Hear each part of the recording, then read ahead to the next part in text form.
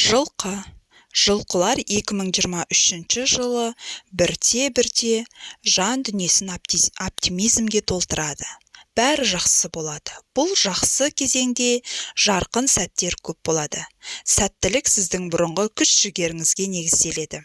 Сіз көп жұмыс істегеніңіздің арқасында нәтижесін көресіз. Құрылыс өміріңізді жақсылап, жайластыруға көшесіз. Көптеген адамдарға өмір сүру жағдайы мен оның әдісін жаңарту айқын сезіледі.